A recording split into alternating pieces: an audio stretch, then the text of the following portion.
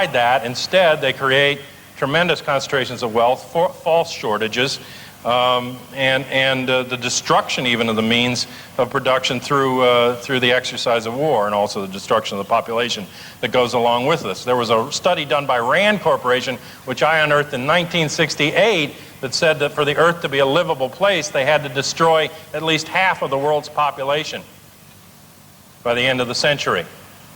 And these weren't studies that were just done for fun. They were paid for millions of dollars by U.S. government and these intelligence agencies. And if you don't think that has anything to do with the genocide around the world that's carried out by the U.S. military, you don't think it has anything to do with the AIDS and other diseases that are ravaging communities, you haven't looked at the history of these intelligence agencies and what they're capable of.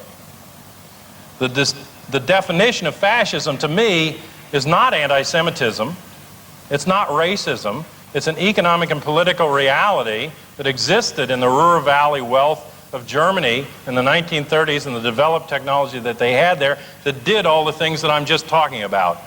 That devalued the wealth to the point they were carrying around in wheelbarrows, that concentrated the wealth into 2% of the population, that militarized the society, that created a tremendous system of commoditization where everything, every human interaction became commoditized.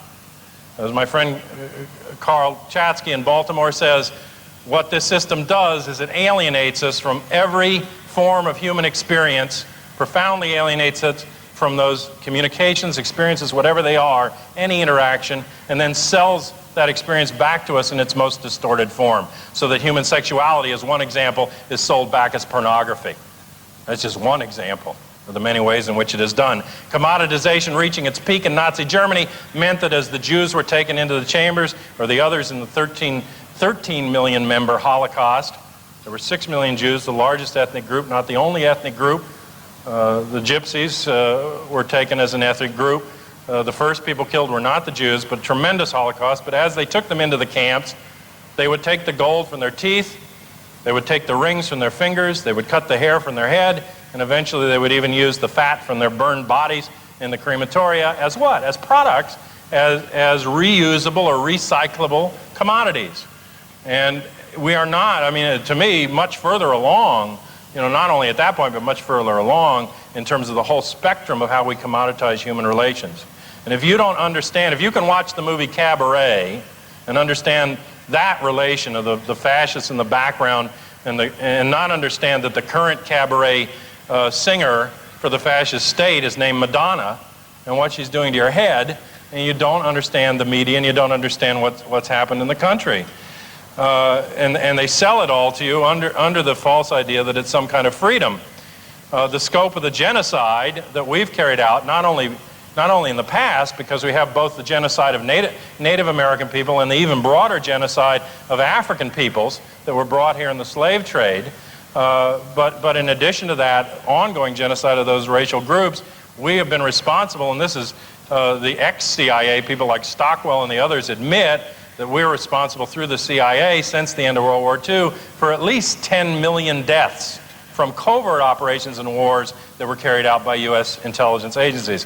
What's changed is not the ideology, what's changed is the technology of death. The technology of death has gotten worse. It's gotten much more efficient. I mean, imagine what a neutron bomb or a nuclear weapon would have done in that period in terms of wiping out sectors of the population. You don't have to pick the person up and put them into the crematoria. You can drop the crematoria from the sky. Okay, so the technology of death and your ability to aggrandize it and take it further increases it. General Reinhard Gehlen, a top spy and mover in the Nazi state, the head of Army's East intelligence on all of Soviet Union for Hitler, a person who brought himself and 300 of his top spies intact to the United States to form the Central Intelligence Agency under Allen Dulles and the others that helped him get here, wrote in his notebooks at the end of World War II that the concentration camps were literally and physically too messy, too smelly, too much of a problem in terms of transportation and waste disposal, and that the real solution, he felt, would be to create natural disasters that would kill large numbers of people in a short period of time. I studied the Stockholm Weapons Conference that's held annually by these weapons makers. In 1976, I got the minutes, And this is 20 years ago. They were already talking about not only lights that would blind you and sounds that would deafen you from the sky, but they were also talking about the possibility of creating floods, of creating earthquakes and other types of natural disaster by putting fluids down into the fault lines, eroding salt deposits underneath the ground so that it would collapse, exacerbating with heat from satellites, droughts in certain areas to clear out those areas for human population and move people around. And by the end of World War II, they already knew where the major concentrations of raw materials that they wanted were, and they already knew how compliant or non-compliant the population sitting on them were, and they had a whole defense industries board on resources set up in order to study that and how to take control of it.